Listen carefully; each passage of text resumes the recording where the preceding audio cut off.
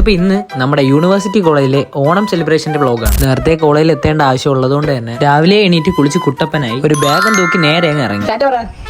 അങ്ങനെ എൻ്റെ വണ്ടി പപ്പയ്ക്ക് കൊടുത്തിട്ട് പപ്പയുടെ ബുള്ളറ്റുമായിട്ടാണ് ഇറങ്ങിയത്. 9 മണിയായപ്പോഴത്തേക്കും കോളേജിൽ എത്തിയിട്ടുണ്ടായി. പക്ഷേ എനിക്ക് മുമ്പേ തന്നെ നമ്മുടെ തമ്പോല ടീംസ് മഞ്ഞപ്പട ബോയ്സ് ഓൾറെഡി അവിടെ ഉണ്ടായിരുന്നു.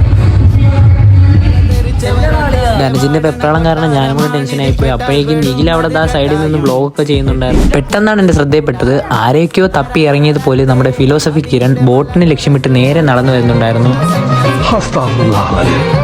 പിന്നെ ഓണോക്കെയല്ലേ, കുറച്ച് ഫോട്ടോ എടുക്കാന്ന് പറഞ്ഞ് അങ്ങോട്ട് ഫോട്ടോ ഒക്കെ എടുക്കാൻ പോയി. പരിപാടി തുടങ്ങാൻ ഇനിയും ടൈം ഉള്ളത് കൊണ്ട് തന്നെ കോളേജിൽ റൗണ്ട് അടിക്കാന്ന് കരുതി.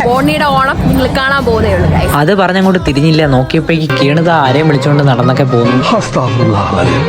പിന്നെ അഭിരാമി, അഹ്സന, പിന്നെ കുറെ പേരൊക്കെ ഊഞ്ഞാലാടുന്നതിന്റെ തിരക്കിൽ, കുറച്ചുപേരെ ഫോട്ടോ എടുക്കുന്നതിന്റെ തിരക്കിലൊക്കെ ആയിരുന്നു.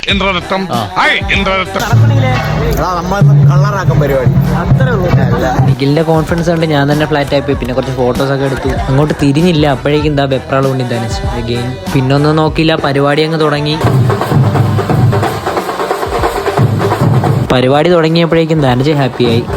ആദ്യം കളിക്കാണ്ട് മടിച്ചു നിന്ന പിള്ളേരൊക്കെ പിന്നെ ചെറിയ സ്റ്റെപ്പൊക്കെ ഇട്ട് തുടങ്ങി. നമ്മളും കളിക്കാതിരിക്കുമോ? ഒരിക്കലുമില്ല. ഫ്ലെക്സ് റിവീലിംഗ് കഴിഞ്ഞ് 2 സ്റ്റെപ്പ് ഇട്ട് നമ്മൾ നേരെ റാലിക്ക് ഇറങ്ങി. പറയാതിരിക്കാൻ വയ്യ, മഞ്ഞപ്പട ബോയ്സ് മൊത്തം ഓണായിരുന്നുകൊണ്ട് തന്നെ നമ്മുടെ കോളേജ് മൊത്തത്തിൽ ഇളക്കി മറിച്ചു. അരുൺ കാട്ടാക്കട അടക്കം പിള്ളേരെല്ലാം ഒടുക്കത്തെ. ഗൈസ്, വീഡിയോ കുറച്ച് ലെങ്തി ആയതുകൊണ്ട് പാർട്ട് 2 ആയിട്ടാണ് ചെയ്തിട്ടുള്ളത്. സോ അപ്പം നമുക്ക് അടുത്ത വീഡിയോയിൽ കാണാം. Okay, by.